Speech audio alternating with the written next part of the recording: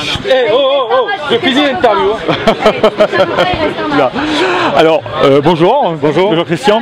On est là pour la bonne cause. Ouais. On est là pour s'amuser, mais aussi on est là pour la bonne cause. Qu'est-ce qui t'a fait choisir cette association en particulier? Pour plein de choses, hein, pour les mêmes raisons que vous connaissez. Et puis je crois que c'est important que certains joueurs pseudo-notoriété puissent prêter un peu leur nom, leur image pour pouvoir faire connaître cette association. Je pense que c'est hyper important. Regardez, on l'a sur la manche. Je ne sais pas si vous la voyez. Si, il le voit.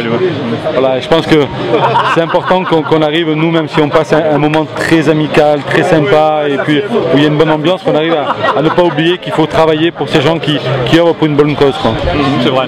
Alors, aujourd'hui, c'est un petit peu aussi l'occasion, les uns et les autres, de tous vous retrouver, parce que la Coupe du Monde, c'est dans pas longtemps non plus. Hein. Oui, c'est vrai que nous, le French Flair, la French Legend surtout, j'ai fait exprès parce qu'elle est la responsable.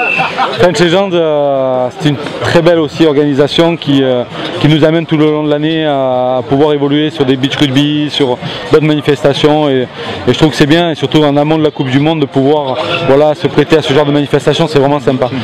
Ce qui est surtout sympa, c'est qu'aujourd'hui, au-delà de cette réunion, de ce rassemblement, on a beaucoup de gens qui viennent un peu, non pas des initiés du rugby, mais qui viennent partager un peu nos valeurs, s'amuser avec nous, et partager avec tous ces grands joueurs. Vous avez Louvet, vous avez Yannick Larguet, Pépito Lorga, tous ces jeunes. Vous avez Lobby. Le sosie de Chabal là-bas. Chabal ou ça? Le sosie de Chabal. Non, vous avez Benoît Auguste.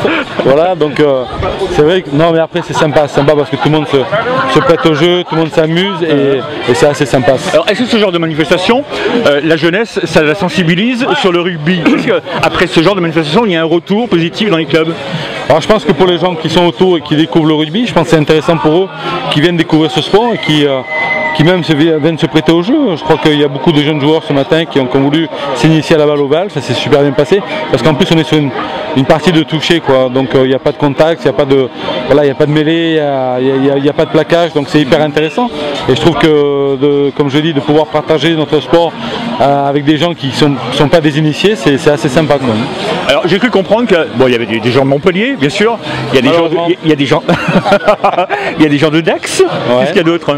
Il y a des gens de Biarritz, il y a des gens de Toulon, il y a des gens d'Agen, il y a des gens de... Je crois qu'il y a beaucoup, hein, il y a pratiquement tout le sud-ouest qui est réuni, et je trouve que c'est bien. On a des gens même de Mont-de-Marsan, de divers horizons, et je trouve que c'est bien parce que tout le monde ne se pose pas la question en disant ouais, ok, non, mais il va y avoir... Non, je crois que c'est une fratrie, voilà. C'est une fratrie, on vient, comme je dis, pour la bonne cause, on vient pour s'amuser. Nous, on est avec les French Legends, donc on a un standing à tenir, donc là on postule pour gagner ce tournoi. Bon, je pense qu'il ne nous reste plus que le dopage, parce qu'on est vraiment mal. Non, je trouve que c'est sympa parce qu'il y a une bonne ambiance, c'est ça le moteur de cette journée, c'est une bonne ambiance, beaucoup de convivialité, et surtout le fait de passer une très très bonne journée avec tout le monde.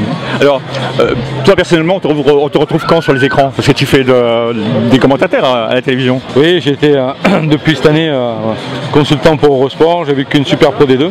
Ouais. Et donc on attend, il y a la saison qui se profile, on va voir ce que ça va donner, on a eu les droits, donc on est assez content, mais on va voir ce que ça va donner en début de saison. Je trouve que de suivre une très belle compétition comme celle-ci, sachant qu'il y a de belles équipes malheureusement qui étaient en top 14, qui sont redescendues comme Bayonne et tout. Donc voilà, on va nous prendre du plaisir, comme ça a été le cas, et puis suivre toutes les équipes. Le premier match, c'est quand? Alors, bonne question, je crois que c'est au mois d'août, mais vous donner le match, là c'est impossible. Il faut attendre d'ici encore 3 semaines, 3-4 semaines. De toute façon, c'est pas l'heure, là pour l'instant, c'est l'heure où ils s'amusent, où ils se détendent, où ils se retrouvent entre eux. Ouais, on se détend. Inch'Allah. Inch'Allah, comme on dit, et puis comme je dis aussi, c'est surtout le fait de retrouver les anciens joueurs, c'est de nous donner l'occasion de nous retrouver tous ensemble et de passer une super période, quoi. Après, vous savez, il y a des joueurs qui nous surprennent. Moi, je crois qu'aujourd'hui, Hervé Louvet, c'est vraiment le MVP de ce tournoi. C'est un mec qui est hors norme, quoi. C'est un mec, il vole sur le sable, il est intouchable. C'est extraordinaire ce qu'il a fait. Je sais pas si il est juste là, vous pouvez le voir, s'il vous plaît. Je sais pas s'il faut le prendre. Voilà, rigole pas. Hervé, j'aimerais que vous nous parliez de votre performance ce matin qui a été extraordinaire. Extraordinaire, non, mais elle a été bonne, mais grâce surtout au collectif, grâce à l'équipe. Individuellement, on ne peut pas être bon. Systématiquement, c'est un sport d'équipe. Donc c'est grâce aux copains quand on est bon. On m'a dit que votre coéquipier qui est juste derrière sera peut-être lui meilleur, mais sur la 3e mi-temps. Ah, il est excellent sur la 3e mi-temps. Hein, c'est le sorcier de la 3e mi-temps même. C'est le vaudou de la 3e mi-temps. Voilà. Pronostic pour la fin du tournoi? Je pense qu'on va finir en finale. Voilà. Parce qu'on craint. On craint des gains. On craint des gains. On craint des gains. Merci. Voilà, bonjour Stéphane Rossignol, maire de la Grande Motte. Oui, bonjour. Je ne me trompe pas jusque-là.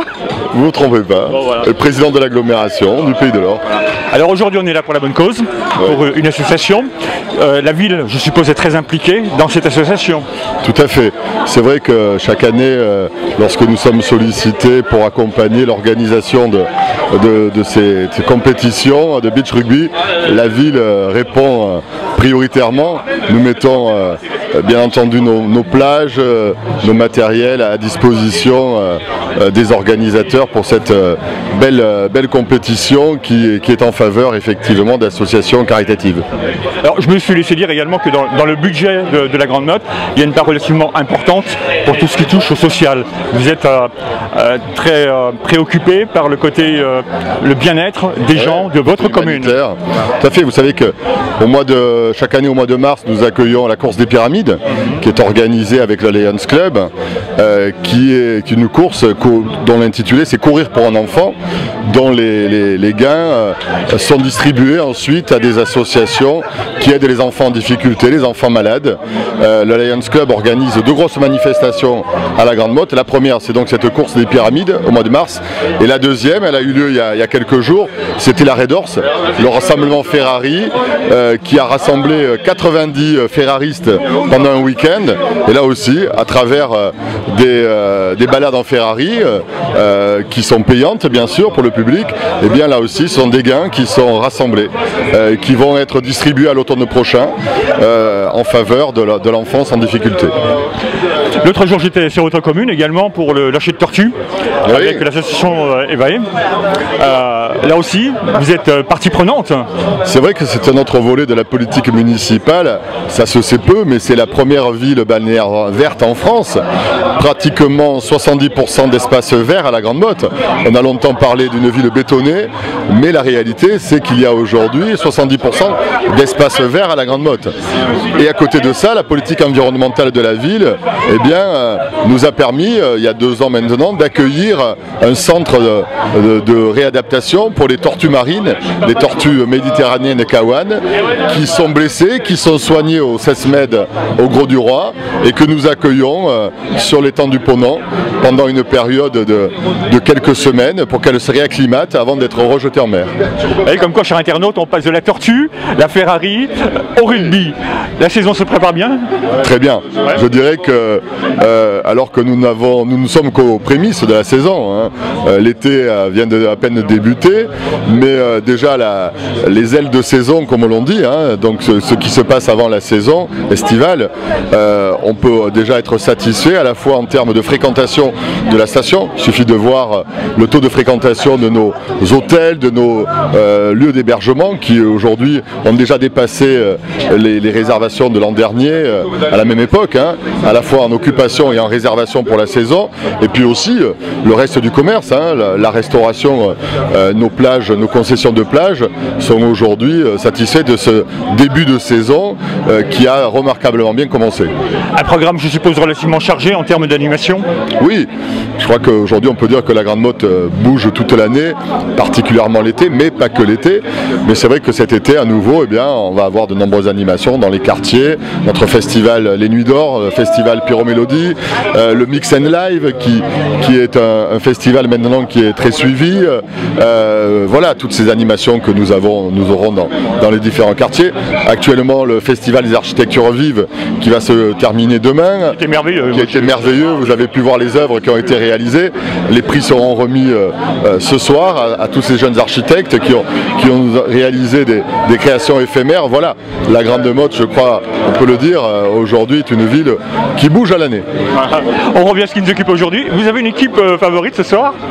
Non, on peut pas avoir. Bon, c'est pas la bonne cause, mais on peut pas avoir d'équipe favorite. Il y a, dans beaucoup d'équipes, il y a des joueurs connus. Toulon, il y a des joueurs de Toulon, mais c'est vrai qu'automatiquement le cœur balance plutôt pour nos joueurs du MHR. Hein.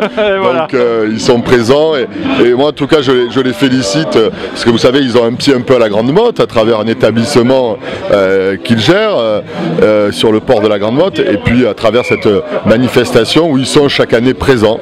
Donc je suis ravi d'accueillir cette année encore nos joueurs du MHR. Voilà, merci monsieur le maire, à très bientôt. Voilà, on est sur l'espace Renaissance, d'accord. C'est une association qui a comme vocation d'aider les enfants. C'est ça. Ben, en fait, c'est une association qui a été créée au mois de décembre 2013 et qui a pour un seul but, c'est un lieu dédié à la parole de l'enfant et accompagner les enfants dans leurs difficultés.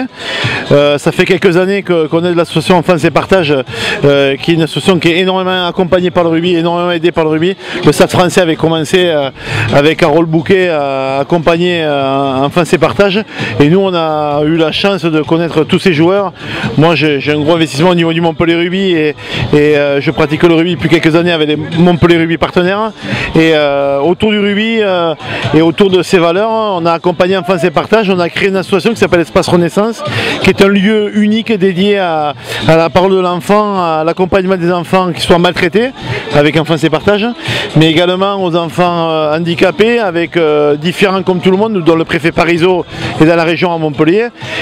Et nous accueillons dans nos locaux l'association Différents comme tout le monde. On accompagne également quelques associations d'enfants malades à l'hôpital de Montpellier, au CHU, comme l'association du Môme au cœur, les enfants malades de leucémie. On essaie de tous les ans faire des tombolas, des ventes aux enchères de maillots de joueurs pour pouvoir accompagner ces enfants dans une meilleure hospitalisation, meilleur vivre tous les jours. Et grâce au rugby, on a ça. Alors justement, parce que vous me parlez d'accompagnement, etc. Est-ce que vous pouvez me donner des cas précis de votre action sur le terrain aujourd'hui? Bien sûr. Les cas précis, pour les internautes, si vous voulez qu'ils vous soutiennent, il faut quand même qu'ils sachent, en vous faisant des dons, à quoi servent leur argent. Alors, des cas très précis, depuis 10 ans, les partenaires du Montpellier Rugby, on accompagne Enfance et Partage. On a pu récolter plus de 50 000 € pour payer tout simplement des psychologues, pour accompagner les enfants à se reconstruire après la maltraitance, que ce soit de la maltraitance, du viol. Beaucoup d'enfants en grosse difficulté à Montpellier. Il y a plus de 600 dépôts de plainte par an. Ah oui? Et, oui, actuellement, au commissariat de Montpellier, en 2014, ils ont recensé 600 dépôts de plainte pour violence sur enfants. Donc c'est quelque chose d'énorme. On est rentré en contact avec le DDSP de Montpellier, avec le colonel de la gendarmerie de Montpellier. On travaille beaucoup avec eux sur la prévention, mais surtout on est là pour accompagner tous ces enfants qui portent plainte et qui ont besoin de gens qui les accompagnent ou juridiquement, mais surtout psychologiquement, avec des psys que nous finançons dans nos locaux, à l'espace Renaissance, 779 avenue Saint-Hilaire, en bas de l'avenue Palavas, à côté de la locomotive. Tout le monde connaît la locomotive à Montpellier. Donc voilà, on a plus de 29 enfants qui sont suivis chez nous actuellement, mais il y a beaucoup d'enfants qui passent par chez nous. Je suis là parce que, premièrement, un des patrons et un des organisateurs de ce tournoi, c'est un de mes amis. Je joue avec lui à Mont-de-Marsan. Et du coup, il nous a proposé de faire une équipe. On a fait une équipe et du coup voilà, on est venu, on passe un super moment, c'est super sympa, l'organisation est super. Et voilà quoi, c'est pour ça qu'on fait du rugby, c'est pour vivre des moments comme ça. Alors toi tu es toujours actif à Toulon? Non, moi j'étais à Toulon avant, maintenant je suis à Mont-de-Marsan. Mont-de-Marsan. Et tu joues en quoi? En Pro D2, on a perdu la finale pour monter en top 4. Ah, il a perdu d'un point. Contre Agen. Contre Agen en plus. On va pas en parler parce que j'ai toujours pas digéré. Tu pars à l'équipe de France, non? Non, avant j'étais en équipe de France de rugby à 7, mais c'était avant. Quand j'étais plus jeune. Ouais, avant j'étais plus jeune. Ah, ça c'était avant.